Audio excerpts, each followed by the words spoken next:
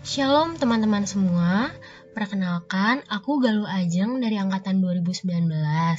Kali ini aku diberi kesempatan oleh bidang pengkajian keilmuan PMKFH Unpad untuk memberikan mentoring PHI mengenai pengantar hukum tata negara dan hukum administrasi negara.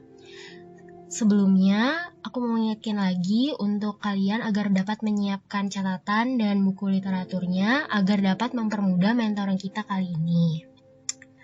Langsung saja kita masuk mengenai pengantar hukum administrasi negara dan hukum tata negara. Pada mentoring kali ini ada beberapa materi yang akan kita pelajari. Yang pertama yaitu pengertian HTN dan HAN, kemudian ada ruang lingkup HTN dan HAN, lalu perbedaan HTN dan HAN, selanjutnya yaitu hubungan HTN dan HAN dengan ilmu kenegaraan lain, lalu konstitusi sebagai sumber HTN, dan yang terakhir Friese Emerson. Langsung saja kita masuk ke materi yang pertama yaitu pengertian hukum tata negara dan hukum administrasi negara. Sebelum mempelajari lebih lanjut mengenai hukum tata negara, sebelumnya kita harus mengenal terlebih dahulu istilah dalam hukum tata negara. Sebenarnya hukum tata negara itu berasal dari bahasa Belanda yaitu Staatsrecht, dan istilah hukum tata negara itu sudah lama digunakan dalam tradisi akademik maupun praktik hukum di Belanda. Istilah ini memiliki dua pengertian, dalam arti luas dan dalam arti sempit. Sementara itu, dalam bahasa Inggris, hukum tata negara disebut juga dengan istilah constitutional law. Constitutional law ini pengaruhnya di negara kita, yaitu ada beberapa ahli yang menerjemahkan menjadi istilah hukum konstitusi, yang sering juga digunakan untuk kajian yang sama dengan hukum tata negara. Namun, pada penerapannya di Indonesia, lebih banyak dijumpai literatur yang menggunakan istilah hukum tata negara. Selanjutnya, terdapat beberapa ahli yang memberikan definisi mengenai hukum tata negara. Yang pertama yaitu Van Vollenhoven. Van Vollenhoven mengartikan hukum tata negara sebagai hukum yang mengatur semua masyarakat hukum atasan dan masyarakat hukum bawahan menurut tingkatannya, dan dari masing-masing itu menentukan wilayah lingkungan masyarakatnya dan akhirnya menentukan badan-badan dan fungsinya masing-masing yang berkuasa dalam lingkungan masyarakat hukum itu, serta menentukan susunan dan wewenang badan-badan tersebut. Dari penjelasan tersebut, kita dapat melihat bahwa Van Vollenhoven menitikberatkan kepada makna negara sebagai organisasi masyarakat. Bila dapat disimpulkan dari definisi yang diberikan oleh Van Vollenhoven, terdapat beberapa unsur, yaitu yang pertama, unsur hubungan hukum, lalu masyarakat hukum atasan dan masyarakat hukum bawahan, kemudian unsur badan-badan atau lembaga negara, lalu ada unsur penataan kekuasaan dalam bentuk fungsi dan wewenang. Nah, dalam konteks kenegaraan ini, masyarakat hukum atasan itu dapat diartikan juga sebagai pihak yang menjalankan negara, yaitu pemerintah. Sementara masyarakat hukum bawahan itu dapat diartikan sebagai masyarakat yang merupakan warga negara. Lalu, Van der Pot juga memberikan definisi mengenai hukum tata negara, yaitu peraturan-peraturan yang menentukan badan-badan yang diperlukan, wewenang masing-masing badan, hubungan antar badan yang satu dengan yang lain, serta hubungan antar badan-badan itu dengan individu-individu di suatu negara. Jadi dalam definisi ini kita dapat simpulkan bahwa Van der Pot menitikberatkan pengertian hukum tata negara itu mengenai organ-organ negara dan hubungannya dengan warga negara. Lalu terdapat definisi mengenai HTN dari Prof. Kusmadi. Dalam bukunya Pedoman Pelajaran Tata Hukum Indonesia, Prof. Kusmadi menyebutkan bahwa hukum tata negara ialah hukum yang mengatur bentuk negara dan bentuk pemerintahan yang menunjukkan masyarakat-masyarakat hukum yang atasan maupun yang bawahan beserta tingkatan-tingkatan yang selanjutnya menegaskan wilayah dan lingkungan rakyat dari masyarakat hukum itu, dan akhirnya menunjukkan alat-alat perlengkapan dari masyarakat hukum itu, beserta susunan, wewenang, tingkatan, penimbangan dari dan antar alat-alat perlengkapan itu. Lalu Lockman juga berpendapat bahwa hukum tata negara adalah hukum yang mengatur organisasi negara. Dalam hal ini dikemukakan dalam bukunya, Lockman menjelaskan bahwa negara dipandang sebagai suatu organisasi yang terdiri dari berbagai fungsi yang saling berkaitan untuk mendukung dan membentuk negara tersebut secara keseluruhan. Nah, organisasi ini tuh dipandang sebagai jabatan-jabatan, di mana dibedakan lagi antara jabatan dan fungsi. Fungsi itu diartikan secara sosiologis, sementara jabatan diartikan sebagai yuridis. Selanjutnya ada definisi HTN yang dikemukakan oleh Van Apeldoorn. Dalam bukunya, ia menjelaskan bahwa hukum tata negara ini dianggap sebagai hukum negara dalam arti sempit. Mengapa demikian? Karena menurutnya, dalam arti luas, hukum negara itu mencakup hukum tata negara dan hukum administrasi negara, sehingga ia menganggap bahwa hukum tata negara itu merupakan arti sempit dari hukum negara. Nah, selanjutnya kita akan membahas mengenai pengertian hukum administrasi negara. Namun sebelumnya kita akan terlebih dahulu membahas istilahnya. Di negara Belanda terdapat dua istilah mengenai hukum ini, yaitu Bestuurrecht dan Administratiefrecht, dengan kata dasar administratif dan Bestuur. Terhadap kedua istilah ini terjadi beberapa perbedaan pendapat dari ahli hukum Indonesia. Untuk kata administrasi itu ada yang menerjemahkan menjadi administratif, atau tata usaha, atau juga tata usaha negara. Sedangkan kata Bestuur diterjemahkan secara seragam dengan pemerintahan. Selanjutnya kita akan membahas mengenai pengertian hukum administrasi negara. Terdapat beberapa ahli yang memberikan definisi mengenai hukum administrasi negara. Yang pertama yaitu Bella Freud, yang menyatakan bahwa hukum administrasi negara itu merupakan keseluruhan aturan-aturan tentang cara bagaimana alat-alat perlengkapan pemerintahan dan badan-badan kenegaraan serta majelis-majelis pengadilan khusus yang diserahi Pengadilan Tata Usaha Negara hendaknya memenuhi tugasnya. Jadi dari pengertian di atas kita dapat menyimpulkan bahwa hukum administrasi negara ini sebenarnya hukum yang membahas mengenai bagaimana cara organ-organ negara tersebut menjalankan tugas dan kewenangannya. Ahli selanjutnya yang mendefinisikan mengenai hukum administrasi negara yaitu Oppenheim. Menurut Oppenheim, hukum administrasi negara adalah suatu gabungan ketentuan-ketentuan yang mengikat badan-badan yang tinggi maupun yang rendah apabila badan-badan itu menggunakan wewenang yang telah diberikan kepada hukum tata negara. Jadi dari definisi ini kita dapat mengerti bahwa hukum administrasi negara itu sebenarnya hukum yang mengatur mengenai badan-badan dalam menjalankan tugas dan kewenangannya yang telah diberikan oleh hukum tata negara, sehingga dapat disimpulkan juga hukum administrasi negara ini sebenarnya menggambarkan negara ke dalam keadaan bergerak. Kemudian, ahli yang memberikan definisi mengenai Han yaitu Lockman, di mana menurutnya Han merupakan seperangkat norma-norma yang menguji hukum istimewa yang diadakan untuk memungkinkan para pejabat melakukan tugas mereka yang khusus. Nah, dari definisi ini, para pejabat yang dimaksud adalah alat tata usaha negara atau alat administrasi negara. Kemudian juga, dari definisi ini kita mengetahui bahwa hukum administrasi negara itu sebenarnya mempelajari bagaimana cara pejabat-pejabat itu melakukan tugas yang khusus. Jadi sebenarnya sama seperti penjelasan definisi-definisi yang telah dipaparkan oleh ahli-ahli sebelumnya. Nah, dalam definisi ini Lockman juga menegaskan bahwa hukum administrasi negara tidak identik atau tidak sama dengan hukum yang mengatur pekerjaan administrasi negara, karena hukum yang mengatur pekerjaan administrasi negara itu sudah termasuk ke dalam hukum tata negara. Selanjutnya, Utre juga memberikan pendapat mengenai hukum administrasi negara. Menurutnya, hukum administrasi negara adalah hukum yang menguji hubungan hukum istimewa yang bila diadakan akan memungkinkan para pejabat administrasi negara melakukan tugas mereka yang khusus.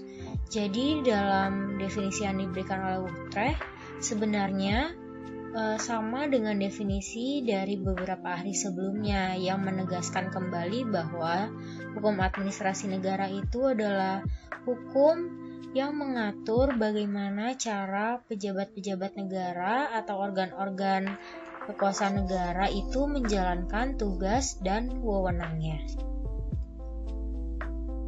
Sekarang kita masuk ke materi yang kedua, yaitu ruang lingkup, hukum tata negara, dan hukum administrasi negara.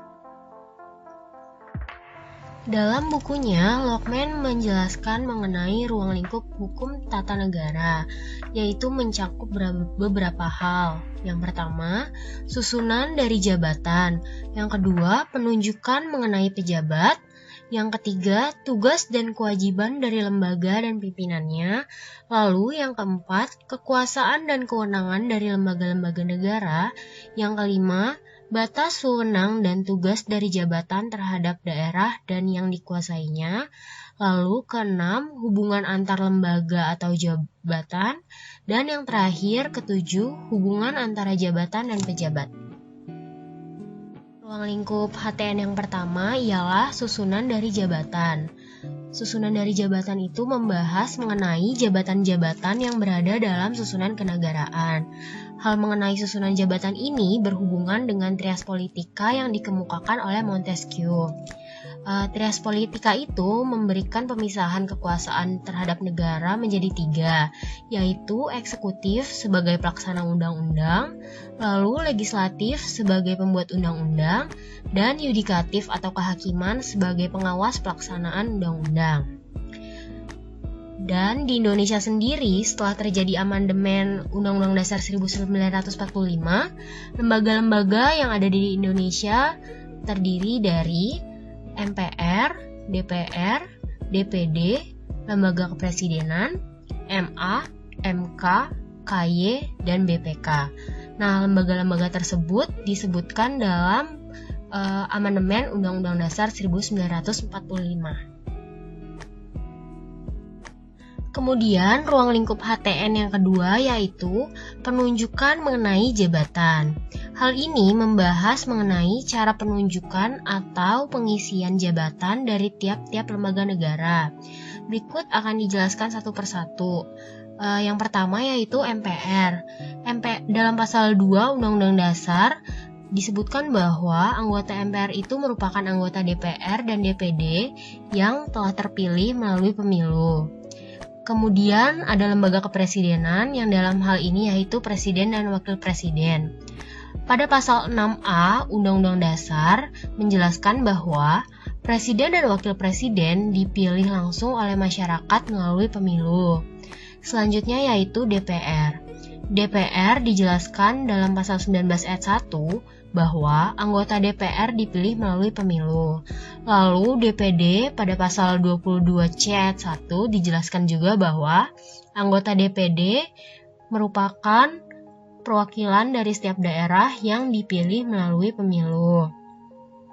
Selanjutnya ada lembaga BPK. Dalam pasal 23F ayat 1 dijelaskan bahwa anggota BPK dipilih oleh Dewan Perwakilan Rakyat dengan memperhatikan pertimbangan Dewan Perwakilan Daerah dan diresmikan oleh Presiden. Selanjutnya yaitu ada MA yang dijelaskan dalam pasal 24A ayat 3 yaitu calon hakim agung diusulkan Komisi Yudisial kepada DPR untuk mendapatkan persetujuan dan selanjutnya ditetapkan sebagai hakim agung oleh Presiden. Lalu ada lembaga KY yang pemilihannya itu tertuang dalam pasal 24B ayat 3 yaitu anggota yudisial diangkat dan diberhentikan oleh Presiden dengan persetujuan Dewan Perwakilan Rakyat.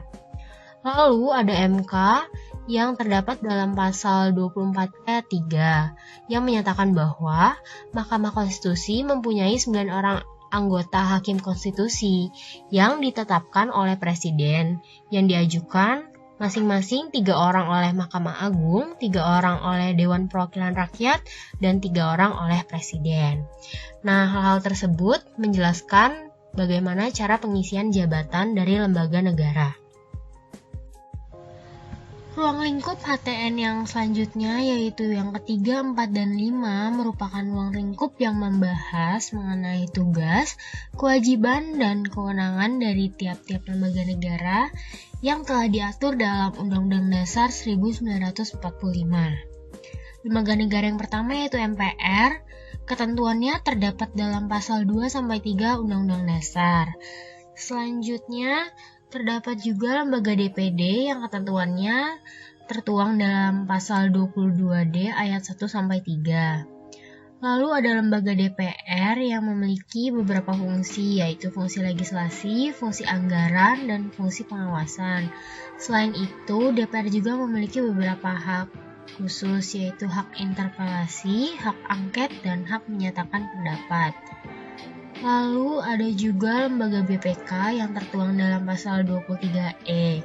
Lembaga ini berfungsi untuk memeriksa pengelolaan dan tanggung jawab tentang keuangan negara, dan hasil laporan tersebut diserahkan kepada DPR, DPD, ataupun DPRD sesuai dengan kewenangannya masing-masing.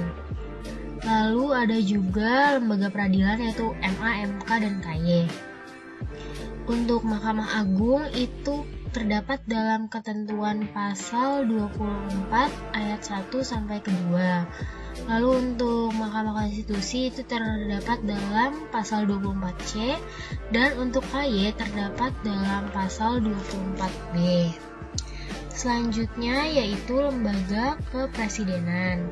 Lembaga kepresidenan ini, dalam hal ini presiden, itu memiliki kewenangan yang berbeda jika dilihat dari fungsinya, yaitu apabila presiden sebagai kepala negara, maka presiden itu memiliki kewenangan untuk memegang kekuasaan tertinggi atas angkatan darat, laut, dan udara. Selain itu, presiden juga berkewenangan untuk mengangkat duta konsul dan berkewenangan juga untuk menerima penempatan duta dari negara lain. Lalu, jika presiden dianggap sebagai kedudukannya sebagai kepala pemerintahan, maka presiden itu memiliki beberapa kewenangan, diantaranya yaitu memegang kekuasaan pemerintah menurut Undang-Undang Dasar, lalu berhak mengajukan RUU kepada DPR, berhak juga mengajukan RUU mengenai APBN, dan presiden juga memiliki kewenangan untuk menetapkan peraturan pemerintah. Nah, yang selanjutnya ruang lingkup HTN itu yang keenam adalah hubungan antar lembaga atau jabatan. Lalu yang ketujuh hubungan antara jabatan dengan pejabat. Jadi ruang lingkup HTN ini mencakup tentang bagaimana hubungan yang terjadi di antara lembaga-lembaga negara. Selain itu mencakup juga mengenai hubungan antara jabatan dan pejabat. Jadi di sini tuh HTN dengan kata lain mencakup hubungan dari dalam dan keluar antar lembaga negara. Jadi melihat bagaimana hubungan antara lembaga negara yang satu dengan lembaga negara yang lain, serta mencakup juga hubungan dari dalam lembaga negara itu sendiri, yaitu antar jabatan-jabatannya. Ya, itu tadi mentoring mengenai pengantar hukum tata negara dan hukum administrasi negara. Mohon maaf apabila ada kesalahan penyampaian materi atau pengucapan. Semoga penjelasan tadi dapat berguna untuk bahan perkuliahan. Selanjutnya, sebelum berakhir mentoring ini, aku akan ngasih sedikit ayat Alkitab. Tetapi carilah dahulu kerajaan Allah dan kebenarannya, maka semuanya itu akan ditambahkan kepadamu. Matius 6 ayat 33. Oke, terima kasih teman-teman khususnya 2020 yang telah menyimak sampai akhir mentoring ini.